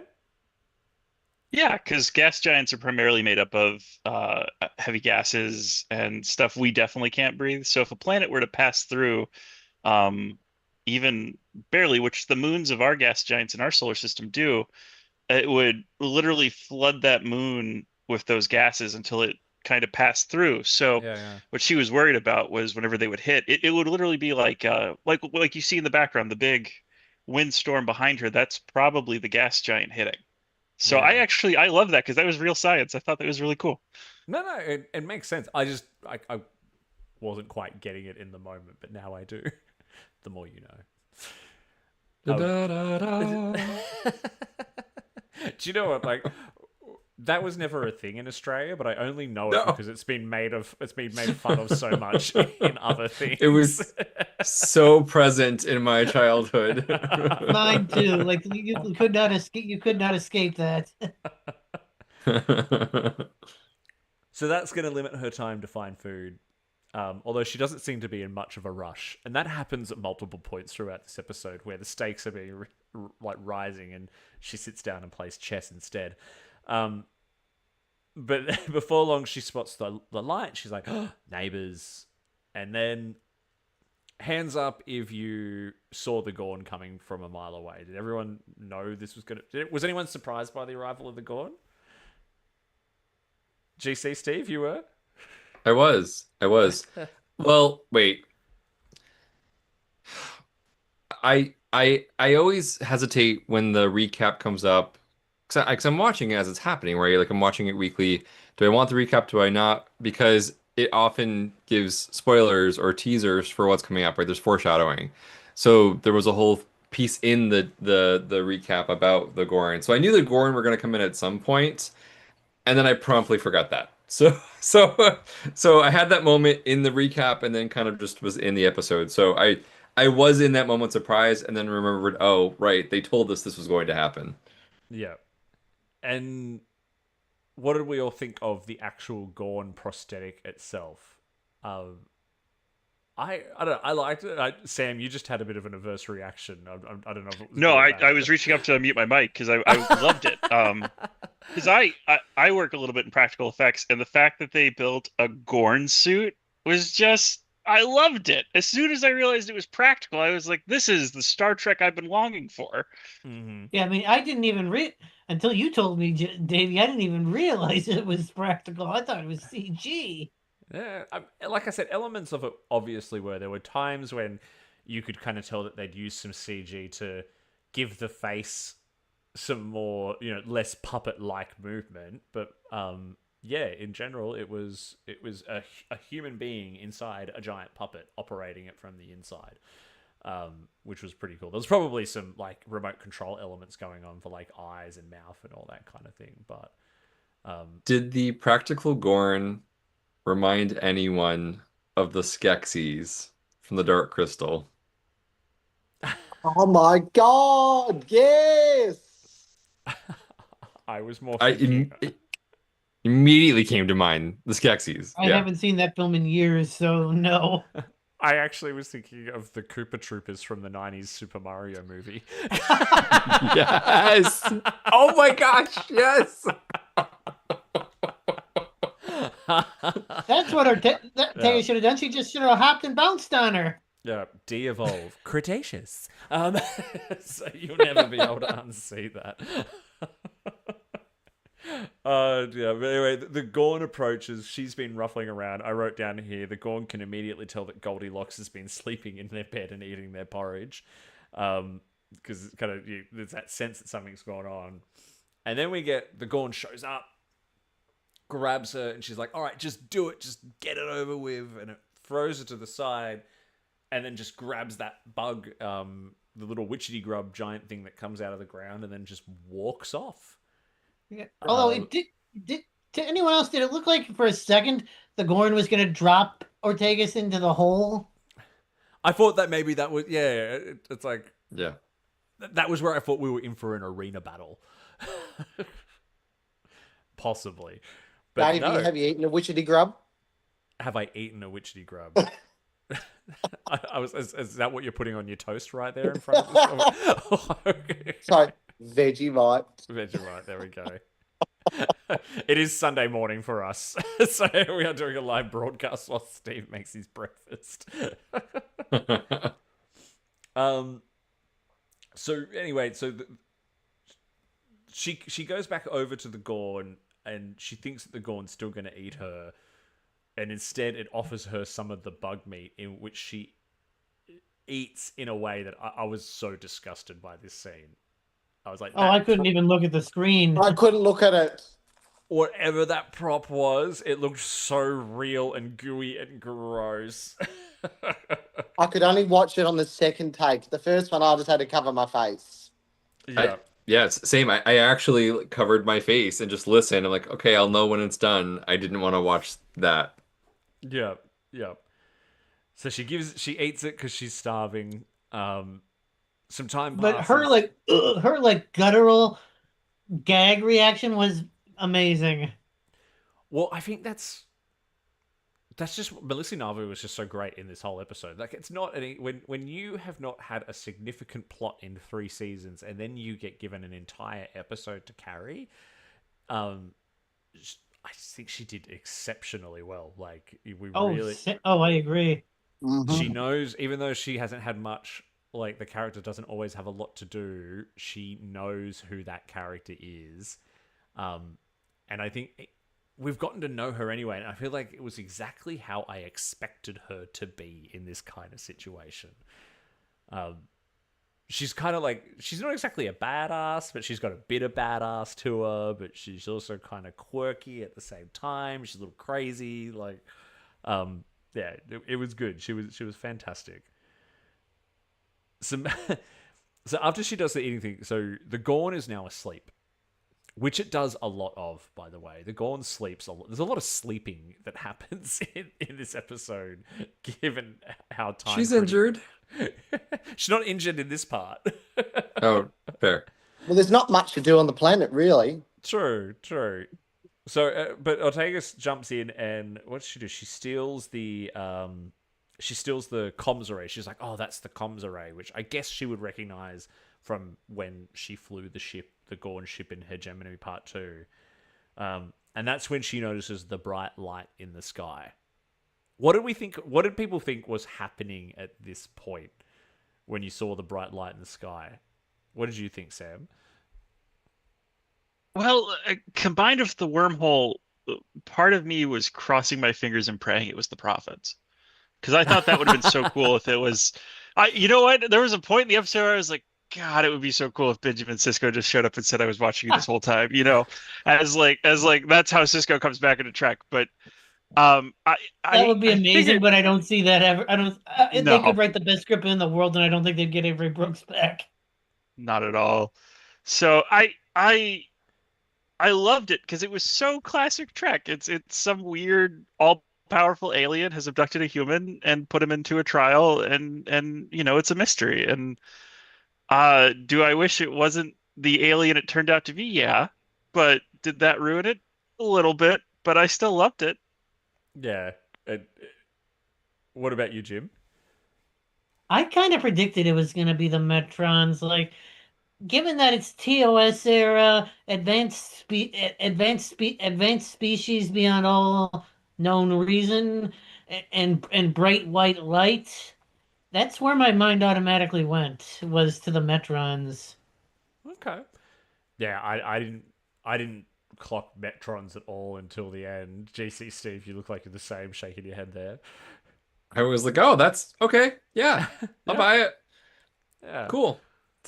I Melbourne guess I'm Steve. unique then, at least among this panel. Melbourne Steve, what did you think the bright light was before you found out what it was? Didn't know what it was. This is me being naive, as I usually am when I watch Star Trek. I had no idea either. But when I saw it, I was like, of course, it's an evil gay. It's an evil gay, and it was an evil gay. It was. The sass. We'll get to the Metron's drag race when we get to it. so funny. I was watching it and I was watching it with some friends and I just went, okay, Slay Queen. Like, Yes. the Gorn appears, so all the bugs come out again and the Gorn appears and saves her. I really love this scene. Looks so cool. I wrote, it looks like Halo Master Chief kind of stuff with the shield that throws down on the ground.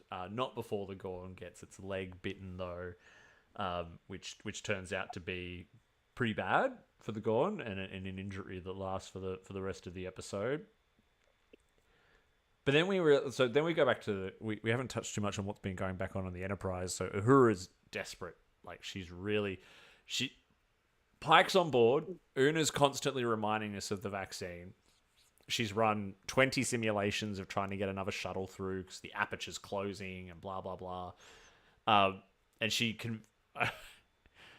eventually convinces them to wedge the Enterprise with a static warp shell, because there's nothing a static warp shell can't do, by the way. And then the bit that I bought all of that. The bit that I really rolled my eyes at was the fudging the numbers of the scanner.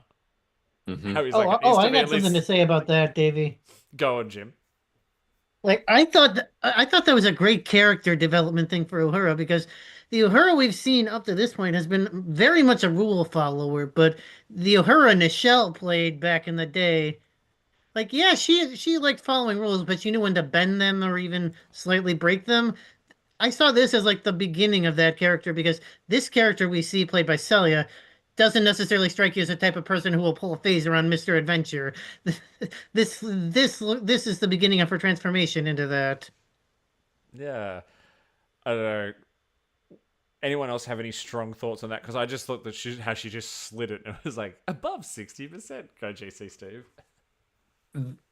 Exactly that point. Oh, I'm gonna just on my little pad here edit the number, and then suddenly everyone has like the level of control she had from her pad to change the outcome of this. Spock would have seen it. It would have, I think, already have been on the screens for everyone. So it was that moment of and Jim, I love the take on the character development. I think that's great. I think the actual technological moment didn't make sense. I agree on that. Yeah. What about you, Melbourne Steve? You looked like you had a thought on that. I think they all knew that she was fudging the numbers. They were all thinking like she was, except they couldn't do it. She had to be the one that had to fudge the numbers, had to break protocol. Yeah. I mean, Pike would have done it anyway, but anyway, here we are. He said as much. Yeah, exactly. So they're gonna do it. We go back down to the planet, and Ortegas is noticing as well that the wormhole is shrinking. And we get some really cute moments building the relationship between her and the Gorn, like where she goes to cook the bug meat, and the Gorn's like trying to put the fire out. She's what did she write? She goes, "You may like pit monster sushi, but I don't." That was a great line. That was great. That was very cute and very Ortegas. I loved it. So there's that, and that she realizes that all of this is going on. She realizes that she needs to fix the comms unit, but they can't do it by herself. They need to communicate. I liked the solution here. I liked that it wasn't a full universal translator, that she just rigged it to be able to detect like yes and no, or agree and disagree. Agree, disagree. Yeah. What do we think about like the fact that the Gorn was able to understand her the whole time, though? It kind of made sense, I guess. Go, Sam.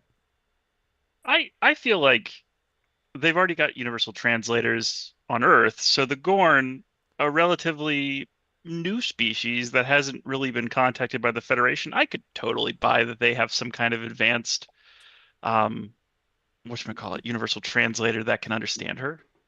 Yeah, or just the way she put it is like, or not that you study your prey, but you want to understand your enemy, and it's like, agree. So Gorns know more about humans than we think they do. Humans. Yeah.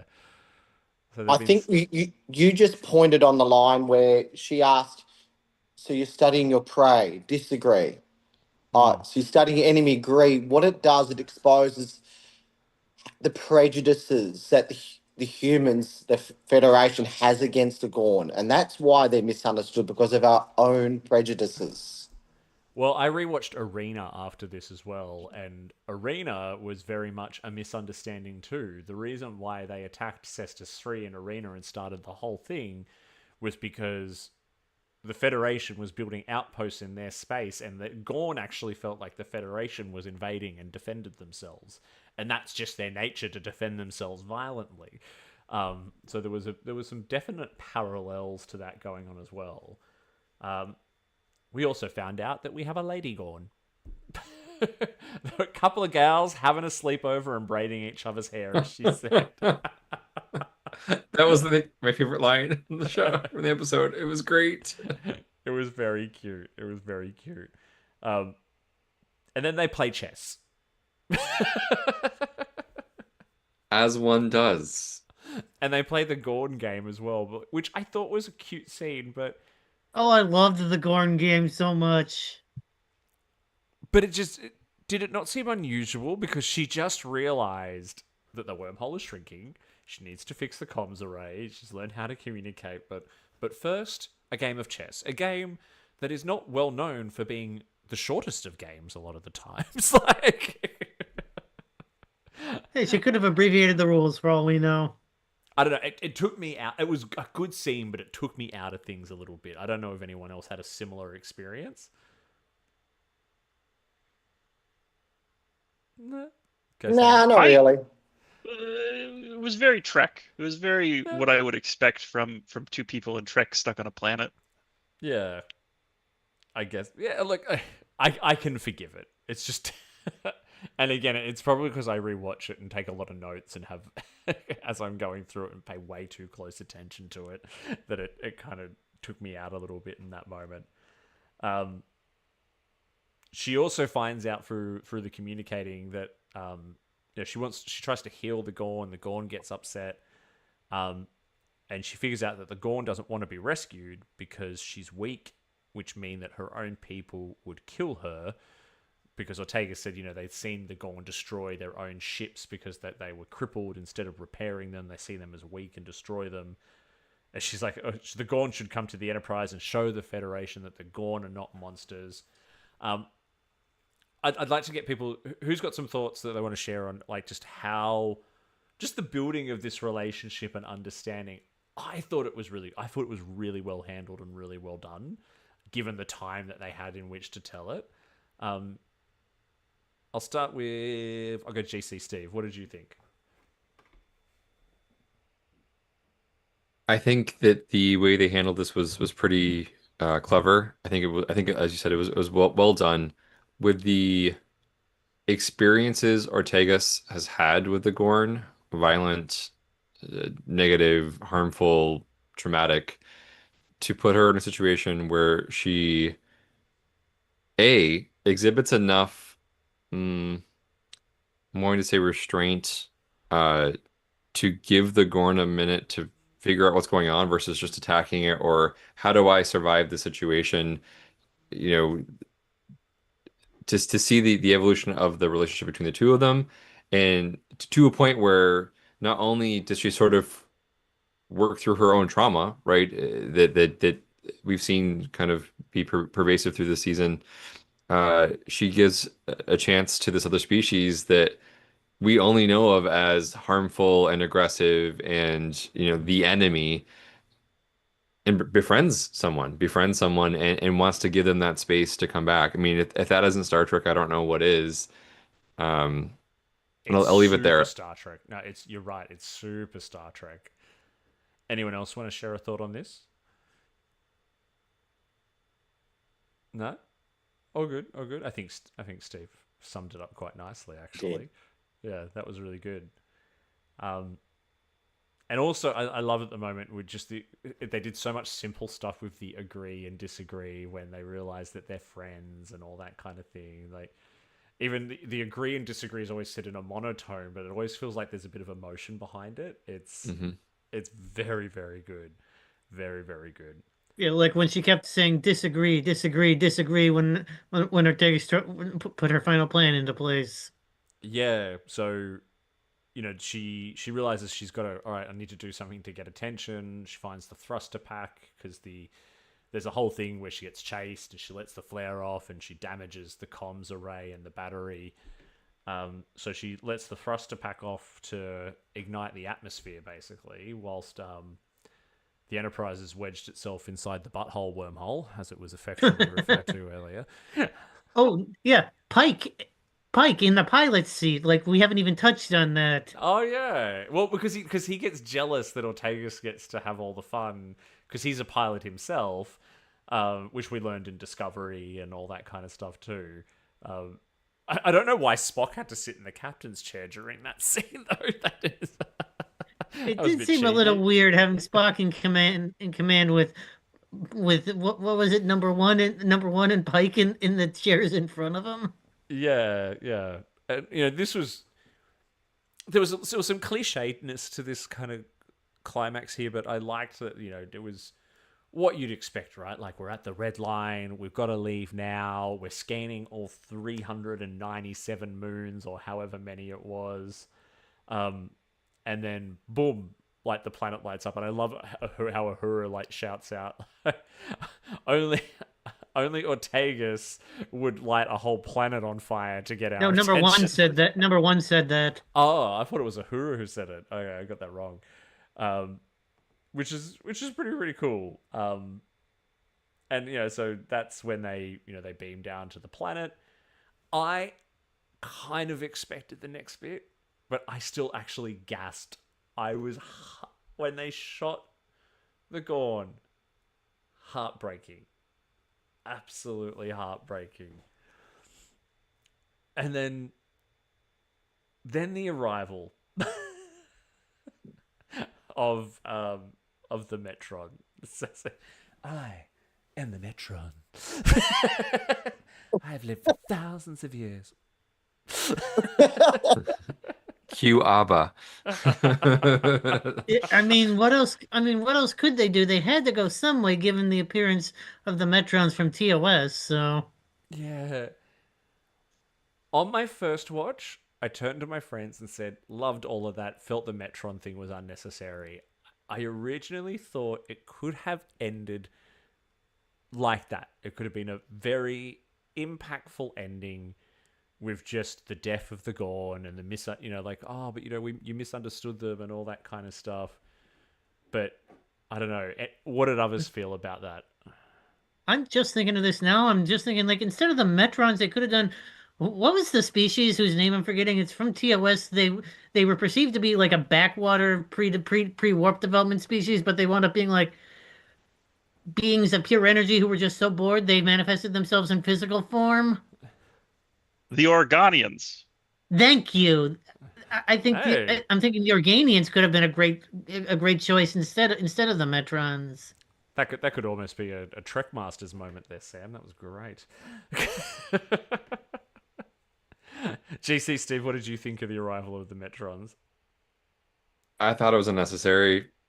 I think it would have been maybe more impactful for Ortegas to have the whole, I see you or I hear you, I know you're there, and for nothing to happen, and then they energize. I think that would have been much more impactful. Technically, nothing did happen because they erased her memory. Well, but you see what I'm saying? Like that. I know. The Metrons not being there, I think would have been completely fine and maybe even a better ending to the episode, because there are lots of things in Star Trek that have loose ends that are never tied up. And that's the beauty of Star Trek, because it leaves space for future writing to, like, oh, this thing that happened, we never figured it out. We can explain that now, right? We still don't know who those little aliens from season 1 of TNG are. Right. What about you, Melbourne Steve? I do like it how the Metron was kind of saying that, we're observing too barbaric races, and we're observing that relationship and see if it will bring peace. I do like it how the Metron was able to kind of expose humans for, like I said before, the prejudices that we have, that we aren't all just enlightened. We do have hate and misconceived ideas about other races like they do of the Gorn. And he was kind of, the Metron was able to kind of expose that. Yeah, and there was some. I mean, the Metron did provide context to a lot of the unanswered questions. There was some. That's the reason why they could survive. The Metrons were kind of facilitating all of that. I loved the line that she kept you alive because she was lonely. Like that was the whole that they are not actually as different as you might think they are. There was a real That's exactly right. Yeah, and also that this has helped you resolve your own trauma about the Gorn and your I was own just going to mention that. yeah, which was good. And then they thought then La'an's immediate reaction of violence meant the Metrons believed like, okay, you're not actually ready. Oh yeah, La'an, and I think I heard this on Strange New Pod. She did straight up murder that Gorn. Straight up. Straight up. Yep. Shoot. Boom, boom. Pew pew. I did appreciate this scene more on a second watch because I then went and watched Arena and then came back and watched this again. And it actually ties into Arena nicely because the Metron, it's a little throwaway line, but sets the scene for Arena by saying, one day we may need to reset human expectations of the Gorn as well. Like on a, because they kind of did the same on both sides here. And that's very much what happens in that. Like, there's very much like, oh, they were just defending themselves. Like, it's not, what are we in the wrong? Like, there's those lines in Arena where McCoy says, oh, I think, we were in the wrong here, and that's why they attacked, because we were encroaching on their territory, blah, blah, blah. But, yeah, interesting. Not... It still feels like it could have been. It didn't necessarily need to happen, but I don't hate it. I think. Anyway, that's Star Trek for you. Hugs of Uhura. She doesn't blame La'an. I did write here, so the Metrons in this whole experience would not have been mentioned in any kind of official report. So there's no knowledge of the Metrons, but anyway. Final thoughts before we wrap up. Melbourne Steve. I like the message this episode sends that as again, I know I've harped on it twice, but I really think it's an opportunity for us to reflect that we do have our own preconceived ideas that are not necessarily always correct. I think Star Trek really does give us a good glimpse that maybe things aren't always as rosy and la-di-da as they are. That humans do have a long way to go. I like it. It was a great message, great episode. Jim? I don't think I can add anything to that. Sam? To add to a point you made, Davey, when looking at Arena as a sequel to this episode is almost an inversion of Arena, where in Arena you have the Gorn being the aggressor and coming towards the human, and the human having to decide to stop and realize they're in the wrong. In this episode, you have a Gorn who helps a human. So I think that makes me like the episode even more. Just that it's that perfect parallel. Nice. I agree. This is actually like sleeper hit for me. This one's really for what's been a pretty dicey season has actually is giving me faith for how it may end, which I'll be like this when it starts next week. But GC Steve, take us out. What are your final thoughts? Quintessential Trek. Yes, love it. Well, there we have it, everyone. We have just spent 2 hours together unpacking two very interesting and very different episodes of Star Trek Strange New Worlds.